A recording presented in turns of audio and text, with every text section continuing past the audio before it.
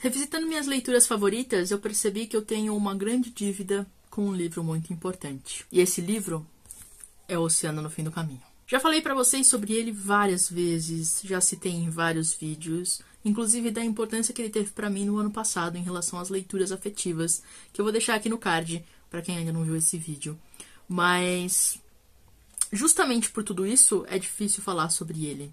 É difícil definir esse livro e indicar de forma apropriada. Ainda assim, vou tentar fazer isso hoje.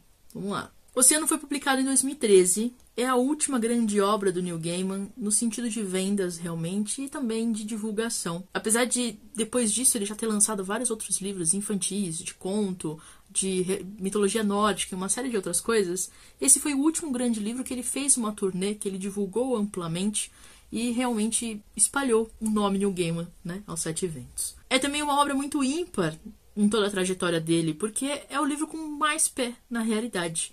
Normalmente, quando a gente fala de Neil Gaiman, a gente fala de fantasia. E nesse livro, a gente fala, na verdade, de realidade, com um toque de fantasia. A quantidade de fantasia presente nele vai ser definida pelo leitor.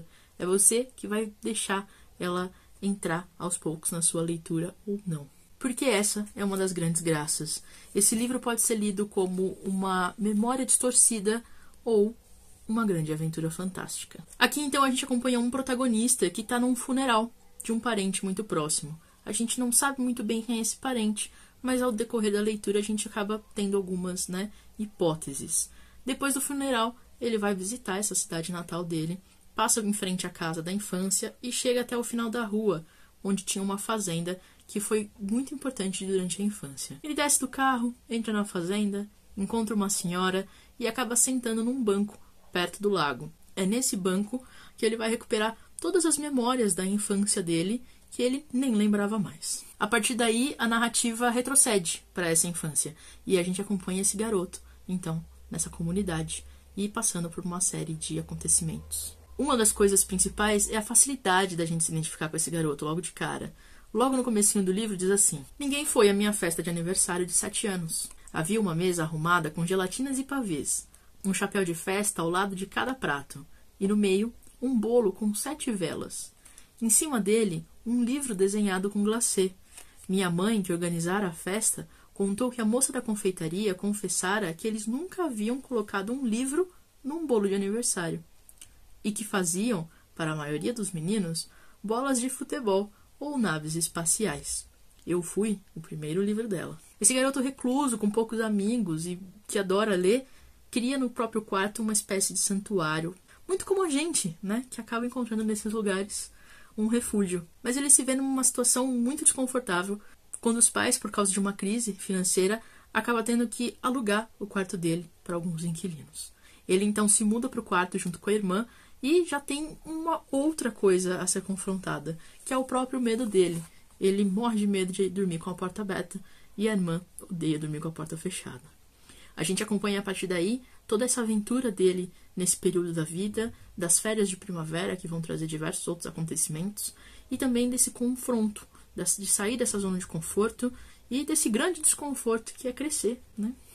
O núcleo mais interessante de todo esse livro são as Hempstock, que são as 3 mulheres que moram nessa fazenda no final da rua, que ele visita. Então, quando ele é criança, elas 3 moram na fazenda. Letty, que é a amiga dele de 11 anos, a mãe da Letty e a avó. Elas que trazem toda essa dúvida de magia ou de loucura a toda a narrativa, que a gente fica a todo tempo tentando entender o que é realidade e o que é ficção. Eu, particularmente, gosto muito de entregar essa leitura e abraçar tudo como uma grande aventura fantástica. Mas é justamente nesse ponto que eu digo que é o leitor quem faz o livro. Esse mistério das Hempstock começa logo no começo. Antes do prólogo, a gente tem uma página de introdução que diz o seguinte: era apenas um lago de patos, nos fundos da fazenda. Nada muito grande. Letty Hempstock dizia que era um oceano, mas eu sabia que isso não fazia o menor sentido. Letty falou que elas haviam atravessado o oceano até ali, vindas da velha pátria. Sua mãe dizia que Letty não lembrava direito e que tinha sido muito tempo atrás. De qualquer maneira, a velha pátria havia afundado. A velha senhora Hempstock, avó de Letty, argumentava que ambas estavam erradas e que o lugar que a fundara não era a velha pátria de verdade. Ela declarava recordar-se bem da velha pátria de verdade. Afirmava que a velha pátria de verdade havia explodido. Essas figuras que ao mesmo tempo são fantásticas, com referências mitológicas e uma série de outras coisas, elas dão toda a graça do livro. E especular sobre a presença delas e o significado delas é uma das minhas atividades favoritas durante todas as leituras. Mas aqui prejudicaria a leitura de quem nunca leu o livro. Então, não digo nada além disso, além de leia.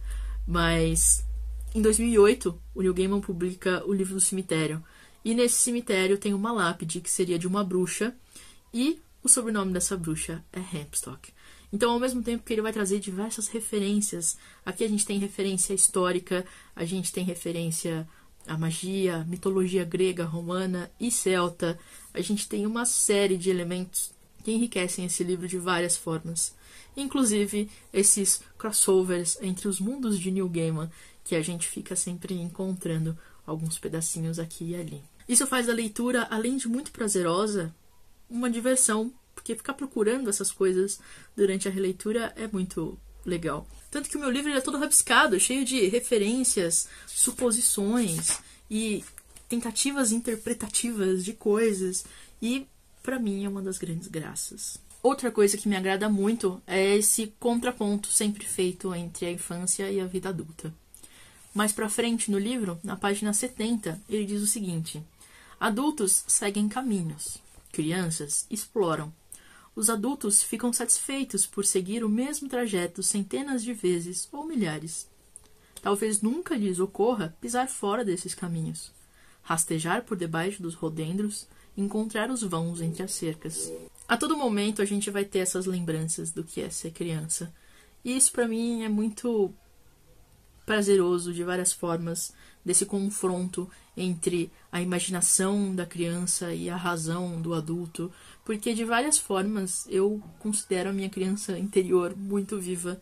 Ela nunca realmente cresceu, mas ao mesmo tempo que a gente cresce, desenvolve e se torna adulto, a gente tem que manter ela viva de alguma forma. E a gente tem muito disso nas gerações anteriores, eu pelo menos com os meus pais tive, dessa coisa de ser adulto, de parecer adulto. Eu acho que a nossa geração se beneficia muito desse abandono, dessa necessidade, mas que é uma coisa muito presente, acho que principalmente, né, algumas décadas atrás. A gente já pode se permitir não saber das coisas e a gente pode se permitir permanecer criança um pouco mais. Uma das minhas frases favoritas, que é "não sei", traz muito dessa infantilidade, né? Um adulto dizer que não sabe uma coisa para uma criança há 30 anos atrás, 40 anos atrás, é um absurdo completo. Porque a gente sempre teve essa adultice imposta através do conhecimento. Como se o não saber implicasse em menos autoridade. Então isso é uma coisa que particularmente me deixa sempre muito fascinada, esses polos, esses contrapontos colocados aqui no livro. Enfim, é um livro incrível, vale muito a pena a leitura, lendo você na realidade ou na fantasia.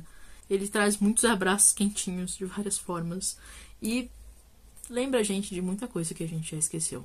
E uma coisa interessante é que o Neil Gaiman colocou muitas coisas dele no livro. Ele não é um livro autobiográfico, mas ele colocou elementos, como essa criança mesmo reflete um pouco dele quando ele era criança. Assim como a contracapa do livro. Essa criança aqui em cima é o próprio Neil Gaiman. Eu espero ter te convencido a ler, mesmo que não tenha feito tanto sentido assim. Garanto que você vai gostar da leitura. E você, se já leu, deixa aqui nos comentários vários argumentos para que quem não leu ainda se convença de vez.